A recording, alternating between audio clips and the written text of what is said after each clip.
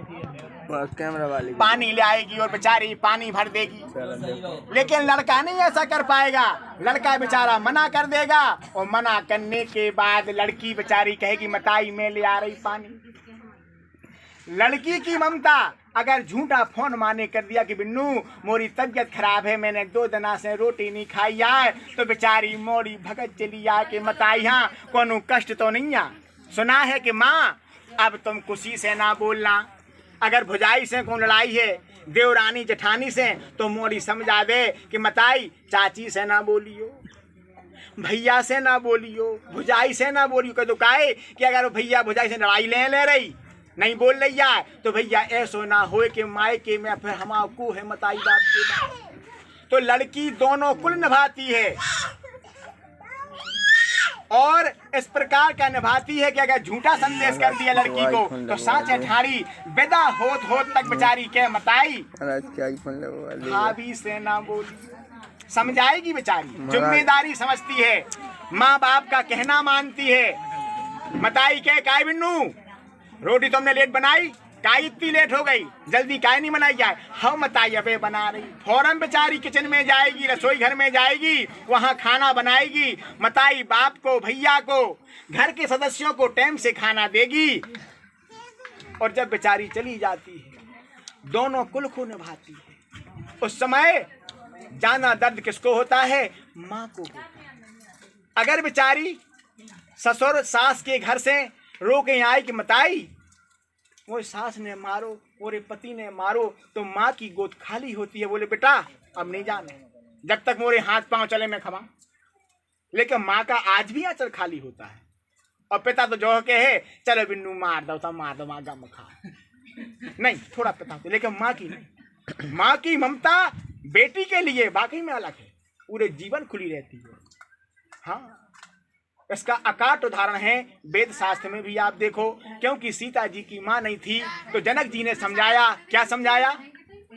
बोले सुनो सीता जी आपकी माँ नहीं थी, अब आपको अपने पराए घरे ससुराल जाने तो 2 बात को ध्यान रखने। बोले कौन सो? बोले सास ससुर गुरु से करने और अपने पति को रुख देख के उनकी आज्ञा का पालन करना है। भैया टाइम से खाए हाँ बनाओ, सास ससुर के पहले जागो, भैया अपनी उड़ेन डालो, भैया अपने किचन में जाओ, उते पे झाड़ू पोछा लगाओ, घर में साफ स्वच्छ रखो। सास आइए क्योंकि कैमरा वाले नो और भरे यज्ञ में कूद पड़ी थी। हमारे वचनों का प्रेम पूर्वक पालन करना चाहिए, अनुचित कारणों में कभी नहीं हंसना चाहिए। भैया 10 औरतें बैठी, 10 औरतें 10 बैठी हूँ चाहे 20 बैठी हूँ, 10 औरतें में एक औरत अरे बिन्नू के हैं कि क्या जब औरत कैसे हंसी तो वहाँ पर हमको अनुचित कारणों में हंसने से हमारे ऊपर शंका पैदा हो जाए।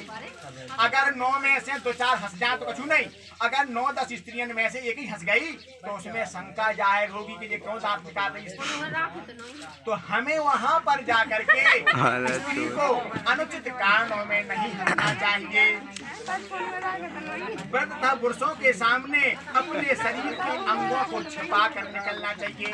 भैया बहू घर से बाहर निकली और भैया मोगरो दम नंगरी। बोले भैया की बहू आए जा? बोले फलाने की आए। देखो तो हमने सास को तो अब लोग मोनी देखो आए। जब बहू बताओ घर से बाहर दम निकल रही, ये मर्यादा को पार नहीं आई है तो भैया हमाऊ में बदनामी हुए। इसे जब भी बहू घर से बाहर निकले धीमी चाल निकले, अपनी मर्यादा रहे और मर्यादा के साथ साथ जो अपने शरीर के अंग हैं उनको छिपा करके घर से बाहर निकलना है, ताकि हमारे सास ससुर बुजुर्गन का एक सम्मान भैया बनो रहा है धरती पर। हमको सम्मान चाहना है, हम जा रहे हैं। छिपा कर निकलना चाहिए। घर की बातों को कभी बाहर वालों से नहीं कहनी चाहिए। बस 10 मिनट केवल घर की बात मायके में, माँ की बात घर में, सासरे की बात मायके में और मायके की बात सासरे में नहीं करना चाहिए। कह दो क्यों नहीं? तो भैया ना मामोनी सासरे की रात और ना मायके की रात। अगर बहू ने सासरे में करो तो बोले भैया अच्छी बहू आई, जब मायके की पूरी बुराई बताओ और बोले मोरी देवरानी ऐसी है, मोरी जेठानी ऐसी है, मोरा देवर ऐसा है। तो इन बातों को भैया अपने मायके से बता होए तो वही देरी पे बात छूट जाने, सासरे से बता होए तो वही बात में छूट जाने देरी पे। हमें कभी बाहर वालों से नहीं कहना है, बोले भैया हमारे चाहे सास ससुर दुख दें चाहे सुख दें, भैया हमें जीवन पर्यंत में रहने किसी प्रकार की कोई शिकायत नहीं करना है। वही लड़की दोनों कुल की रक्षक होती है, सासरे की और मायके की होती है। भैया हम चाहे सासरे में सूखी रोटी खाएं कि भैया हमने आज 5 प्रकार की सब्जी बनी, हमारे ते कड़ी भात